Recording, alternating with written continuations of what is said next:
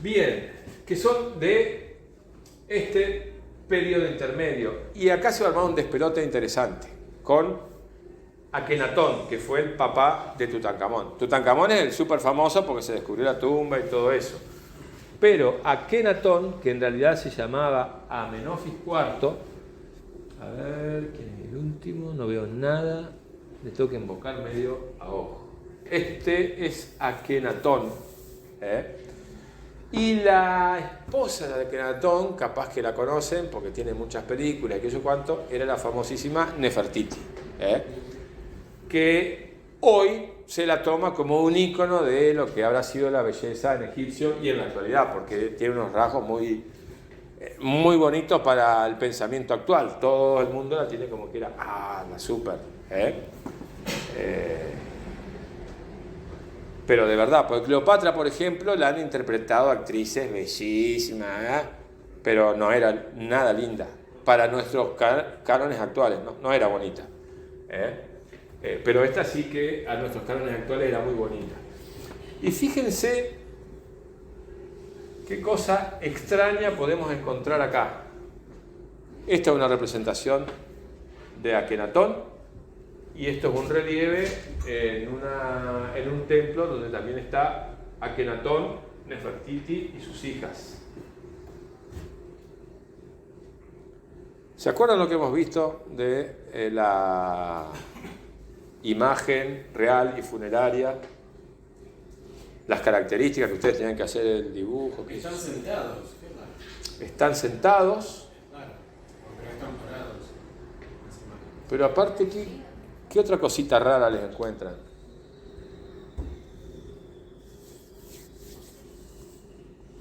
Inclusive a este. Es bastante diferente el estilo de arte que tiene. Ajá, ¿en qué es diferente? Las facciones. Claro, fíjense que esto es mucho más realista. Y esto es muchísimo más realista. Nada que ver con los cosos duros, inclusive los tamaños se corresponden a la realidad, acá no hay una perspectiva jerárquica. El que está ahí parece que tiene más curvas en toda la pared.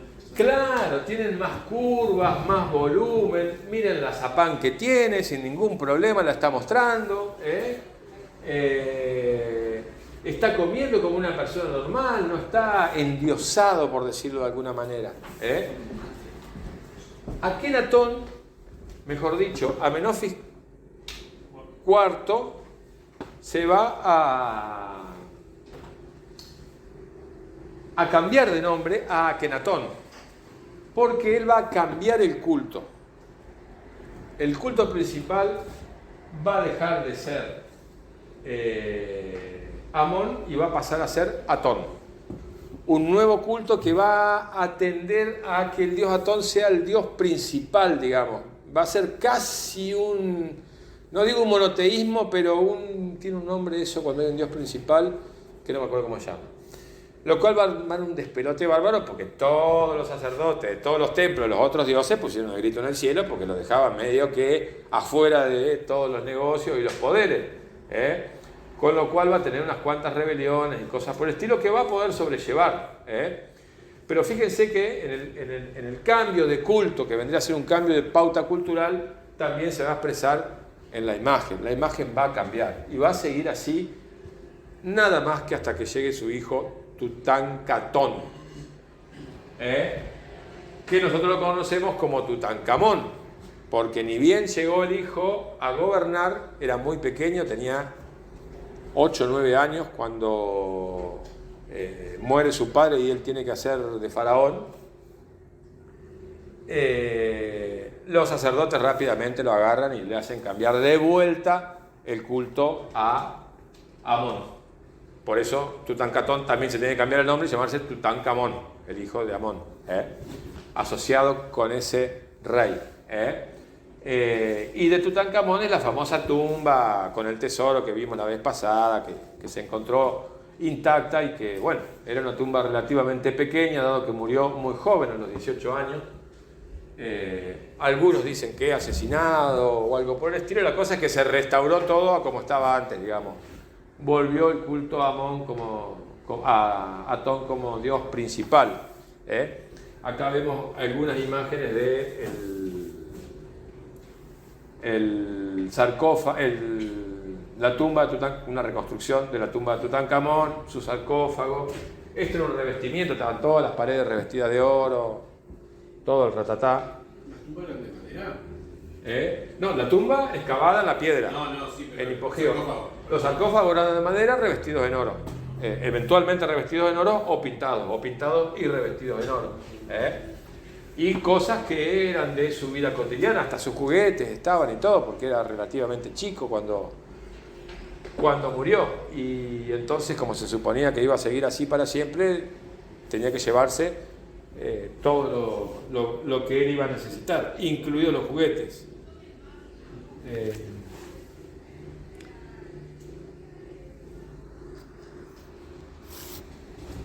Bien.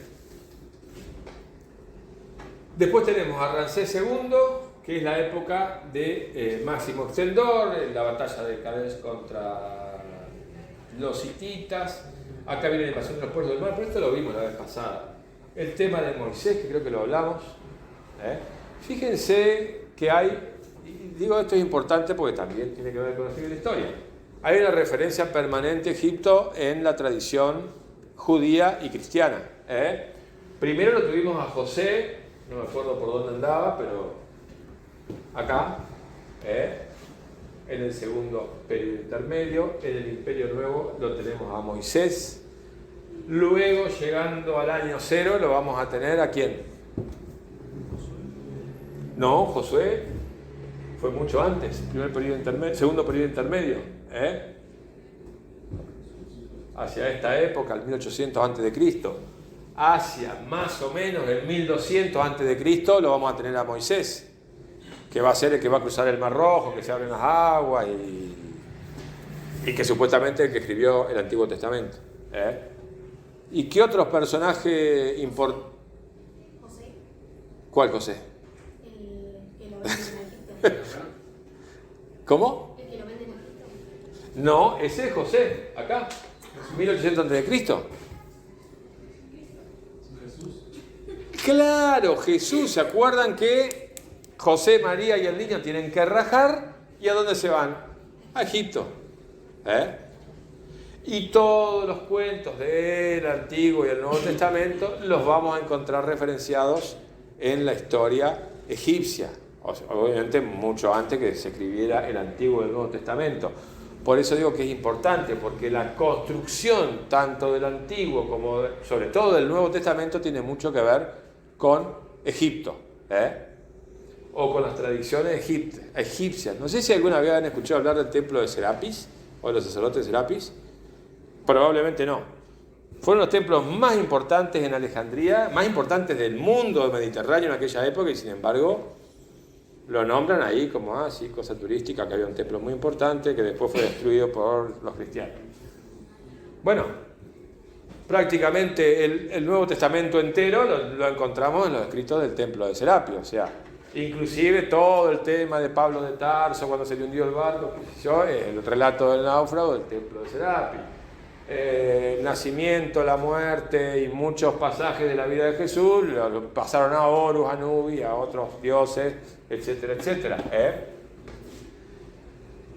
Y uno dice, ¿pero por qué le van a copiar a esta gente? Porque en el periodo helenístico, que es el último periodo que nosotros vamos a ver del Antiguo Egipto, van a gobernar los griegos. En el primero Alejandro Magno, y a la muerte de Alejandro, uno de sus diádocos, que era Ptolomeo. Ptolomeo Socer, Ptolomeo I. Ptolomeo era un general de Alejandro que heredó, digamos, la parte del imperio de Alejandro que correspondía a Egipto. Y él, cuando tiene que asumir como faraón siendo griego, necesita crearse una deidad nueva, y va a crear a Serapis, uniendo a Horus como dios egipcio con otros dioses griegos, una fusión, y va a ser un solo dios con toda su mitología, su culto, etcétera, etcétera. O sea, va a imponer una nueva pauta cultural, va a helenizar, por decirlo, la cultura egipcia, o va a tratar de hacerlo.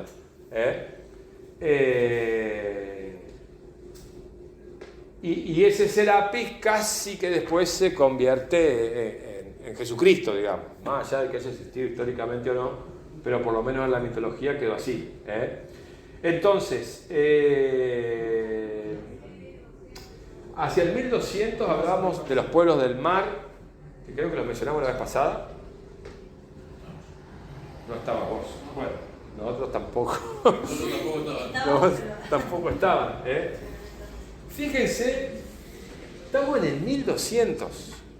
Recién en esta época, miren todo lo que hemos recorrido, recién por acá van a surgir los pueblos pre-griegos.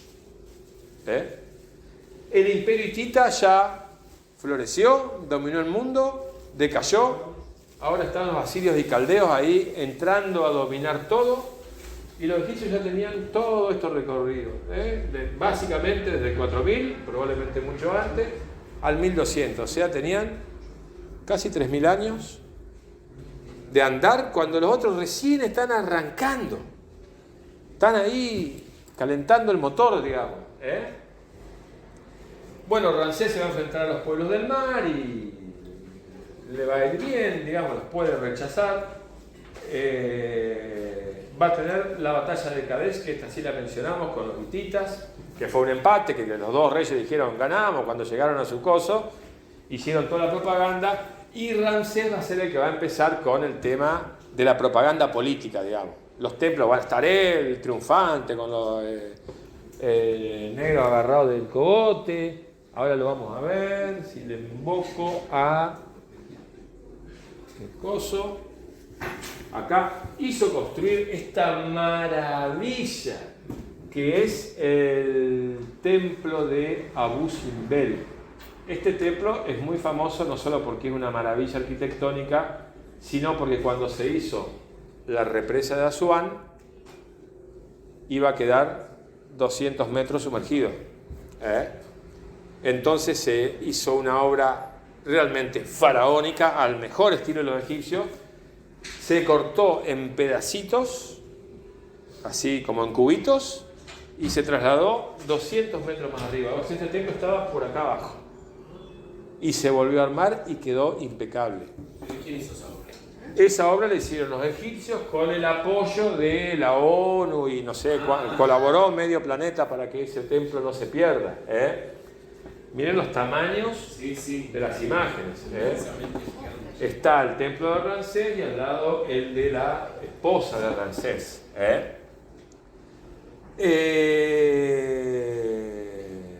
Una característica que da cuenta de lo picante que eran los egipcios y que se logró mantener a pesar de mover todo el templo, es que cuando empieza en Egipto la primavera, o sea, el solsticio, equinoccio, no, yo nunca sé cómo se llaman esas cosas, vieron el 21 de algo, de septiembre, sería para nosotros, para ellos es en junio, ¿no? Claro, en junio empieza la primavera, o empieza el verano. No, empieza el verano, para nosotros empieza el invierno, para ellos empieza el verano. En abril, o en marzo, bueno, para ellos empieza la primavera. Cuando nosotros empieza el otoño, ellos empieza la primavera. Bueno, ese día entra el sol, atraviesa todo el templo y acá al fondo hay una salita chiquitita que tiene a Ramsés y 3 dioses. Y entra tan clavadísimo que los ilumina, no solo que los ilumina, sino que ilumina a 3. Hay un dios que queda al oscuro. ¿Por qué? ¿Cuál será?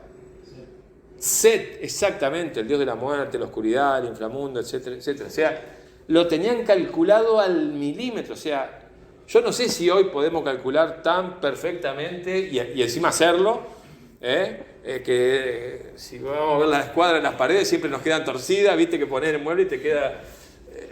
bueno, esto no le pasaba a eso. Eran unos monstruos, digamos. O sea, este templo es una maravilla arquitectónica, de la decoración, de todo. Creo que por ahí había una imagen de una reconstrucción. Acá está, mitad como está ahora, hecho pelota, y mitad como estaba cuando lo inauguraron, digamos. Ha sido una cosa que te caías de culo. No te quedaba otra. No te quedaba. Y encima... Pero estaba pintado. Claro que estaba pintado. Claro que estaba pintado. Perfectamente pintado. Y encima esto está en Asuán. O sea, en el límite con Sudán, al sur de Egipto. Y la capital estaba al norte. O sea, Ramsés le decía, yo soy tan grosso que hago el templo más espectacular allá. Es como que nosotros le dijéramos, vamos a hacer el mejor templo de Argentina, ¿dónde? En la Patagonia, en Tierra del Fuego. No en Buenos Aires, no en Santa Fe, no en Córdoba, en los lugares centrales, sino allá donde no va nadie, bueno, allá lo hacemos. Tan grosos somos, o sea, si alguien venía por abajo y veía eso, decía, yo acá ni entro. Si este es el fondo del país, lo que será, adelante. Impresionante. Bueno, acá se ven algunas imágenes de los trabajos de rearmado del templo. Acá detrás de esto hay toda una estructura gigantesca que sostiene, porque digamos que no sacaron la montaña entera, sino la parte del templo, vamos a hacer una parte que queda como en el aire y está sostenida de atrás por una estructura muy grande. Esto no se ve, obviamente, ahí porque lo estaban armando. Acá hay una representación de Ramsés, por supuesto, agarrando del cogote a todos de los pelos, en realidad, a todos los enemigos, porque él a todos los vencía, era invencible, etcétera, etcétera. Yo les hablé por ahí del... Ahora, antes cuando estaba 200 metros más abajo, ¿también producía lo mismo en el solsticio? Claro. O sí, exactamente. El tiro fue volverlo a plantar y que quede exactamente en la misma posición. Eso había quedado abajo del agua. No, antes de que se inunde la represa, o sea, armaron la represa y antes de abrir el paso de agua, o sea, mientras armaban la represa, levantaron el templo para que cuando... Es como cuando armaron acá Salto Grande y vieron que Federación y otras ciudades quedaron abajo del agua, las tuvieron que hacer de nuevo, no las trasladaron, directamente hicieron una nueva ciudad un poco más arriba. Santa Elena, por ejemplo, vieron que está ahí al ladito de... acá pasó lo mismo, solo que en vez de una ciudad quedaba abajo esto. Y bueno, y la gente consideró que debía conservarse y por suerte se conservó. La verdad que impresionante. Impresionante. Creo que acá hay otra. Acá está de nuevo Ramsés. Yo les puse un poquito del poema de Pentaur, que está muy bueno. O sea, muy bueno. No es que a los amantes de la poesía les va a encantar, pero está muy bueno en cuanto a cómo Ramsés entró a pensar la política personalista, digamos, con un aparato de propaganda como solamente lo había tenido, no sé, Augusto Octavio o Alejandro Magno. Fíjense que este Pentaur escribe un poema hablando de la guerra de Kadesh, esa que empataron con los hititas, donde él lo pinta como que era el súper. Fíjense. Viste la fiera armadura de combate y con su carro tirado de 2 caballos, lánzose a lo más recio de la costa. Estaba solo, muy solo, sin nadie junto a él. Sus soldados y su séquito le miraban, todos se habían... Y él solo fue y se enfrentó contra todos los hititas y los hizo retroceder. Le rodeaban 2.500 carros, ojo, y él ahí con su arquito, cada uno con 3 guerreros. ¿Se acuerdan que decíamos que había carros mejores que los de los egipcios? Todo solo, intrépido, no le acompañaban ni príncipes, ni generales, ni soldados. Bueno, y sigue. Y él solo fue, y bueno, y ahí tomaron valor los otros, y después de que Ramsés ya había destruido a medio ejército a los hititas, los otros fueron y lo ayudaron. O sea, siempre se presentaba como el superhéroe, o sea, Marvel se queda allá abajo con los superhéroes, Capitán América y compañía. Y acá está en uno de sus templos, obviamente representando que había vencido a sus enemigos, que sabemos claramente, un nubio, un libio y un sirio. Nubia, Libia y Siria. Los 3 lados por donde había que protegerse. Y sabemos perfectamente quiénes eran por los tocados, la forma de usar la barba y la ropa que tenían. Ahí se veía claramente de qué nacionalidad era cada uno. Ellos se preocupaban mucho por dejar bien asentado que uno supiera, este de tal lado, este de tal otro. Porque, como hemos visto ya muchas veces, la ropa es un marcador de pertenencia a un determinado lugar en las culturas antiguas. Ahora no, porque esto capaz que lo hicieron en China, esto en Japón y las zapatillas en Perú, qué sé yo. Entonces,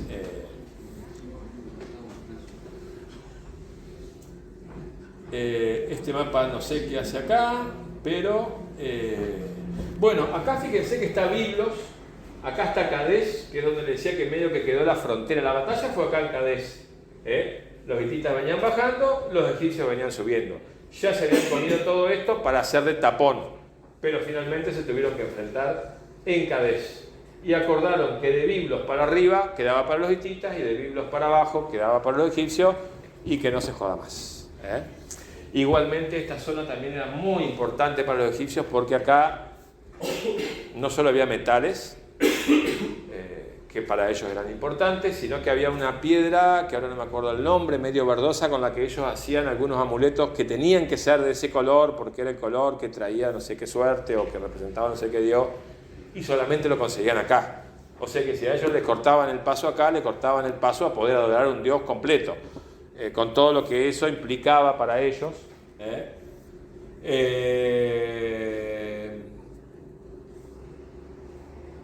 Bueno, esto que también ocurrió en la época, supuestamente, de Ramsés. Digo, supuestamente en la época de Ramsés, supuestamente ocurrió. Es parte del mito bíblico, pero ¿cómo llega hasta hoy? A través de la tradición de los judíos. Vieron que los judíos,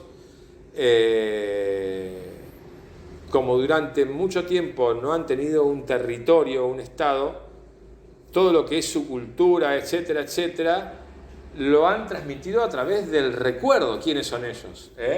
Y el recuerdo implica un montón de rituales y de fiestas y de qué sé yo cuánto para conmemorar determinadas cosas. Fíjense esta galletita, ¿cómo es que se llama? Mezuzá. El Pesaj, en la Pascua. En la Pascua los judíos comen esto, que es un pan sin levadura, digamos. ¿Por qué comen esto en Pascua? Porque recuerdan cuando huyeron de Egipto, como tuvieron que salir cagando, se llevaron el pan, pero no tuvieron tiempo de dejarlo elevar. Entonces estuvieron los 40 años que estuvieron en el desierto comiendo galletitas. No se lo cree ni Mahoma, pero bueno. Y hasta el día de hoy, en la fiesta del Pesaj, ellos comen esto, recordando eso. Lo mismo que la mezuzá. Si ustedes han andado por la casa de algún judío medio practicante, habrán visto que tiene un tubito metálico en la puerta. O si se fijan en Buenos Aires, si van a 11 por ahí, fíjense, si entran en algún edificio, en las puertas hay unos tubitos metálicos que tienen palabras de la Biblia y qué sé yo, que también recuerda cuando el faraón le dice a Moisés, bueno, yo te voy a dejar ir. Es medio contradictorio esto, porque le dice que lo va a dejar ir, pero después le dice que marquen todas las casas de los judíos, porque a todas las que no estén marcadas los van a matar. Entonces marcan, y en recuerdo de esa marca que les permitió sobrevivir esa noche y salir rajando, y que después los persiguió el ejército, que supuestamente lo iba a dejar ir, no entiendo muy bien cómo fue, es que usan todavía en su casa esa marca, que es un tubito de metal donde ponen algunas palabras del Antiguo Testamento, o algún rezo, o alguna cuestión. ¿Entendido que lo marcaban con sangre, puede ser? ¿Las puertas? Claro. No las marcaron con un tubito, sí, le hacían una marca con sangre o con tiza, o vaya a saber con qué, pero como para que digan acá no se metan.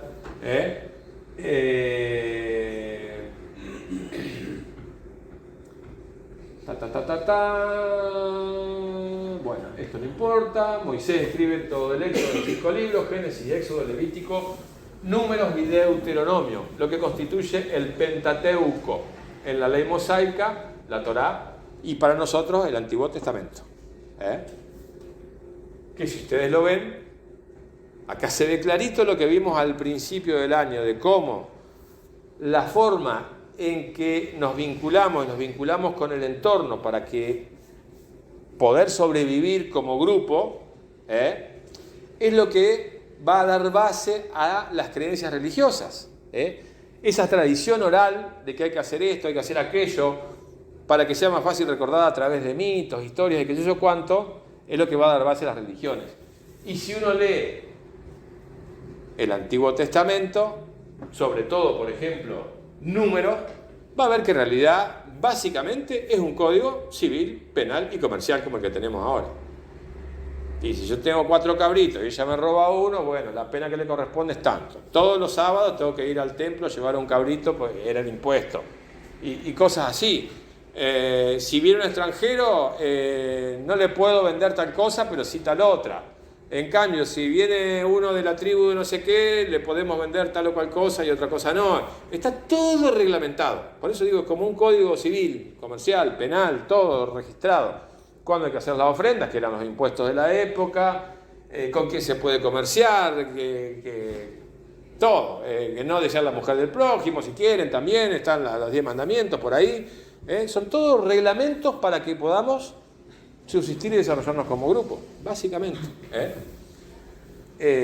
Y la gente que tenía más capacidad de entender, de recordar y de transmitir esas cosas, era como el líder espiritual de la comunidad, que después se va a convertir en sacerdote. Y eventualmente, cuando empiece a haber diferencia de fortuna y cosas por el estilo, y haya gente que tome posesión de rangos de poder, como los reyes, por ejemplo, van a ser todos sacerdotes, porque es la misma gente que va modificando su estatus de acuerdo al desarrollo de las fuerzas productivas, pero básicamente todo arranca de ahí. ¿Qué más?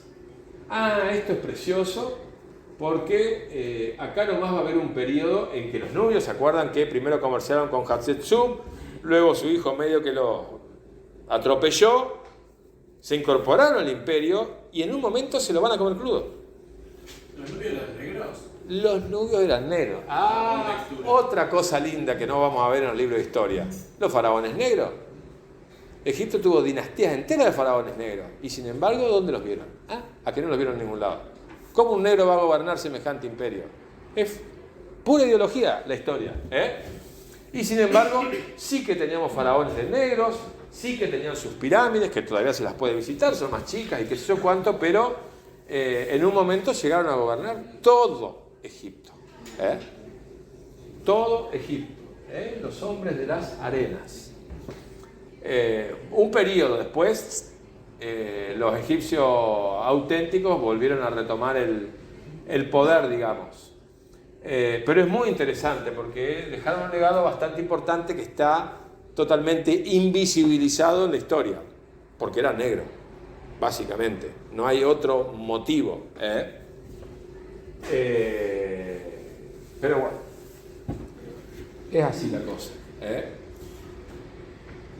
Y luego va a venir, van a venir, ya hechos pelota los hititas y qué sé yo, los asirios van a terminar dominando acá, van a venir acá, van a hacer el primer exilio de los judíos, la primera diáspora, como le dicen los judíos, se van a meter en Egipto por un tiempito, a través de Asurbanipal,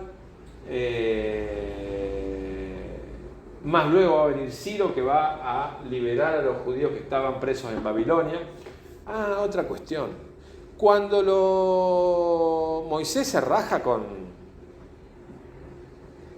los judíos, digámosle así, de Egipto, hay una parte de los judíos que no se van, porque eran todos los que se dedicaban a la orfebrería y esas cosas. Como eran tan buenos, casi todos estaban viviendo en las cortes, porque los llamaban los faraones y los jerarcas para que le hagan los anillitos, los sellos y toda la huevada. Pero esos judíos después se van a ir. Pero no se van a ir para Judea, se van a ir para abajo. ¿A dónde se imaginan que van a caer? No, Libia está al costado, Libia está acá. Piensen en Bob Marley. Van a decir, ¿qué tiene que ver Bob Marley con los judíos orfebres del siglo XVIII a.C.? Muchísimo, todo que ver. Se van a ir a Etiopía. Y ahí van a formar una rama del judaísmo que va a quedar aislada del resto. Es más, en los años 90 más o menos, una parte de esos judíos van a solicitar ir a Israel. Tuvieron que armar un quilombo porque no los reconocían como judíos. Si son tan judíos como ustedes y nos rajaron igual que ustedes de todos lados. terminamos en Etiopía. Y finalmente lo aceptaron. Son ciudadanos de cuarta categoría, de tercera en realidad, porque los palestinos son de cuarta. Pero después lo peor en Israel es un palestino. Después de un palestino, un judío negro. Judío y negro. Judío y negro. Pero, ¿qué tiene que ver con Bob Marley? Vieron que en las canciones de Rastafari siempre joden con Babilonia, Babilonia, y en otras también que se relacionan. Capaz han escuchado Manu Chao, Babilón y todo eso. ¿Qué es Babilonia? Babilonia es la representación del mal, porque el primer exilio había sido a Babilonia. Ahí los habían llevado presos, digamos, a la élite judía. Entonces eso se consideraba que era el mal del mal del mal, y llegando a tiempos modernos se asoció esa ciudad del mal con las grandes ciudades, Nueva York, Londres, eran las Babilonias. Por eso Manu Chao dice: yo que soy un negro africano tengo que irme a vivir a Ciudad Babilón, y acá me hacen pelota y me pasa esto y me hacen trabajar de esclavo y todo lo que él canta en las canciones. Bueno, muchos de esos negros, por las azares de la vida y qué sé yo, van a terminar en Jamaica, en la época del esclavismo, pum, pum, pum, pum, pero conservando las creencias. Y si ustedes se fijan en las canciones Rastafari, todas tienen un gran contenido cristiano, porque son después judíos que se cristianizaron. Se formó la iglesia copta etíope, que es muy parecida a la iglesia copta egipcia, pero diferente a la iglesia ortodoxa y a la iglesia católica. Van a terminar en Jamaica y ahí se va a formar todo ese movimiento de Rastafaris. Porque esos Rastafaris usan el pelo así para simular la melena del león. Porque ellos tenían una especie de mesías que le decían el león del desierto, no sé cómo era la cosa, la cuestión que, bueno, quieren ser todos leones. Por eso usan así. El logo del león lo sacan ahí, porque no sé si viste el león de perfil con toda la... Sí, exacto. Todo eso viene de acá, viene de hace casi 2000 años. Va, más de 2000 años. Fíjense cómo las cosas dan vuelta y nos vuelven a caer resignificadas, reformadas, transformadas, pero con una esencia que por ahí todavía contiene cosas. Inclusive cuando los cristianos empiecen a modificar el judaísmo y a paganizarlo y a romanizarlo, estos van a quedar como estaban. Por ejemplo, tanto en la iglesia etíope como en la iglesia cristiana, digo, ¿no? Etíope como en la egipcia, todavía se practica la circuncisión. Más que bautismo, no, vení que acá tengo la tijerita. Y así tienen un montón de diferencias que los cristianos fueron eliminando de su creencia para que la gente entre más fácil, porque era más fácil decir, si entraste mojo o que si entraste te circuncido. Yo no quiero que me toque a ver si se me arma una infección, que era tan común en aquella época. En cambio, que me peguen un baño, ¿cuál es el problema?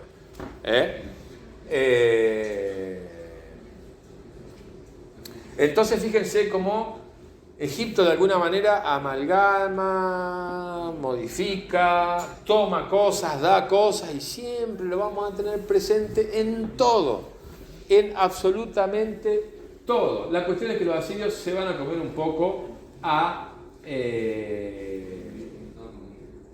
los egipcios, y después de los asirios van a venir los persas, Darío el Grande, qué sé yo cuánto, y también van a conquistar Egipto y van a poner satrapías ahí. Satrapías era como una gobernación, los sátrapas eran gobernadores, eran como provincias, y de esto los va a liberar, ¿sí?, entre comillas, el fantástico, según dicen, Alejandro Picorne de Macedonia, Alejandro Magno, que se los comió crudo a todos, e inclusive recuperó Egipto. Y los egipcios lo entendieron como un liberador de los persas. Los persas no los jodían mucho, los egipcios, Mientras pagaran el impuesto lo dejaban hacer lo que quieran. Pero bueno, tampoco les gustaba estar al mando de alguien, y Alejandro como que lo vieron como un libertador, porque aparte Alejandro no les impuso absolutamente nada. No tuvo ni siquiera tiempo, porque se murió al rato. Y después vino Ptolomeo, que como lo único que le quedó fue esto, no les cobraba impuestos. Si era el faraón, lo mantenían y listo, y todos chochos. Lo que sí va a hacer Alejandro y va a continuar Ptolomeo es la helenización. O sea, el traer cosas de la cultura griega a Egipto. Acá vamos a encontrar cultura griega por todos lados. Alejandro desparramó la cultura griega por todos lados. Digamos que era su idea. No transformar, sino fusionar culturas. Él no prohibía otros dioses, otras religiones, nada. Pero sí iba metiendo cosas, y que con el tiempo se iban transformando en parte de la cultura. Que es lo que decíamos acá, que un truquito para hacer eso de Ptolomeo Sócer fue armarse un dios que sea mitad egipcio, mitad griego. Y con toda una pauta cultural, un culto, etcétera, etcétera, que va a ir fusionando esas cosas, por lo menos en esta parte norte, sobre todo en Alejandría, que va a ser la ciudad de la época, mucho más importante que Roma y que cualquier otra. Era el faro del mundo. De hecho, el faro de Alejandría está en Alejandría, no está en Alejandría, está en una isla que se llama Faros. Por eso nosotros a esas construcciones les llamamos faros. Fue uno de los primeros faros del mundo. Faro con luz, digamos. Había señales y qué sé yo cuántos, pero para navegar de noche, de lo más avanzado en su momento. Y tenían la fantástica biblioteca de Alejandría, que después, bueno, fue totalmente destruida varias veces. Pero mientras estuvo en su esplendor, fue la cuna de todo el saber cultural. Acá venía gente de todos lados. Imagínense el mambo con la cultura y el saber que tenían estos tipos, que para poder comerciar con Egipto yo tenía que venir por Alejandría. Y yo podía solamente vender algo o comprar algo si dejaba libros a cambio. El barco tocaba puerto y llegaba el negro de la biblioteca y decía, a ver, ¿qué libros tienen acá? Ninguno. Afuera. Tenemos este, listo. Vengan todos los libros que tengan, se los llevaban a la biblioteca, ahí le hacían una copia y esa copia se la llevaban al dueño del barco. No le devolvían el original quedaba en la biblioteca, pero le devolvían la copia, no es que le afanaban el libro y chao. Pero si no hacía ese cambio, chao, no podía ni poner la pata. O sea, imagínense lo que habrá sido esa biblioteca. Imagínense lo que habrá sido esa biblioteca, porque aparte, toda manopla. En esa biblioteca se armó la Biblia que conocemos hoy, la Biblia de los 70, que se llama Biblia de los 70 porque un día aparecieron en los manuscritos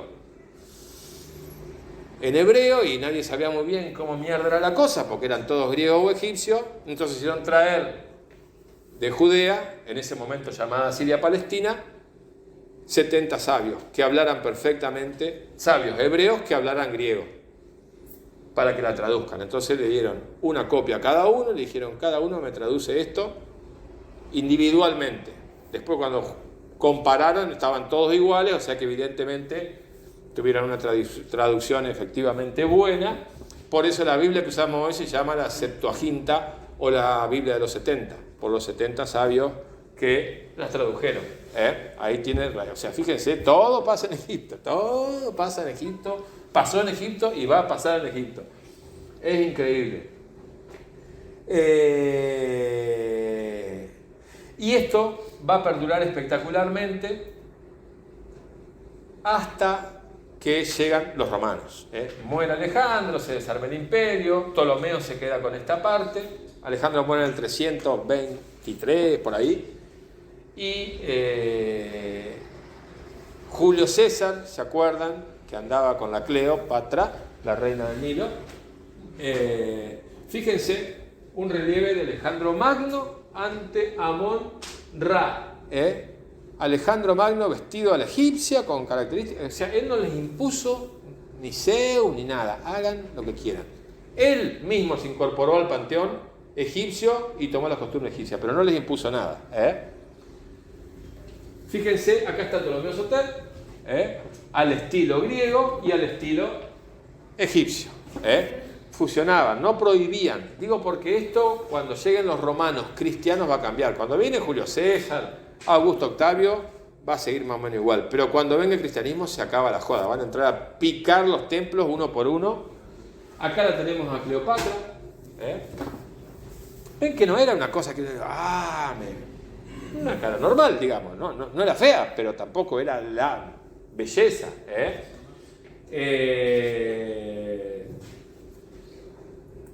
Pero, fíjense lo que es el cine, Richard Burton, Elizabeth Taylor, que era una belleza de las que no hay, de ojos violetas, era Cleopatra. Y acá de nuevo la historia. ¿Quién era Cleopatra? Una faraona que estaba re buena y se enganchaba a emperadores romanos para mantenerse en el poder. Cleopatra era una mostra en todos los sentidos del mundo. Hablaba como 14 idiomas, sabía de matemáticas, sabía demótico, una de las pocas, la última emperadora en saber demótico, jeroglífico, todos los alfabetos que se usaban, porque ya habían estado reemplazados por el latín y el griego, fue Cleopatra. Era un avión a chorro la mina. Súper inteligente, súper hábil, extremadamente culta, muy buena administradora y gobernante, que obviamente con dos semejantes monstruos como Julio César y Marco Antonio en el Imperio Romano, a los que no le podía hacer frente, bueno, se las arregló, pero siguió por donde venía y Egipto le fue re bien mientras ella estuvo. Hasta que Marco Antonio se agarra con Octavio y termina suicidándose. Bueno, una historia que es más o menos conocida. Cuando veamos Roma, veremos un poco más de esto. Pero la cuestión es que, fíjense que en nuestra historiografía machista, Cleopatra básicamente era una puta de alto nivel. Y ahí se acabó. Chao. Y no era así. Era una mostra. Y nosotros vamos a ver hasta acá Egipto, porque el resto lo vamos a ver cuando veamos Roma. Pero de todas maneras, ya en esta época es la última. Ya después, cuando viene el cristianismo, muere la cultura egipcia directamente. Acá todavía estaba viva. Ahí muere y queda sepultada por 1600, 1700 años, hasta que en el siglo XVIII, XIX arranca de nuevo, sobre todo gracias a Napoleón, que ya en su momento vamos a ver cómo con el tema de la ilustración y todo, lleva científicos a su expedición a Egipto y ahí empiezan a decir, puta, acá pasaba algo grosso. Inclusive encuentra una piedra Rosetta a través de la cual se puede aprender a traducir los jeroglíficos que nadie sabía qué querían decir, porque ya hacía 1000 años que nadie hablaba ese idioma.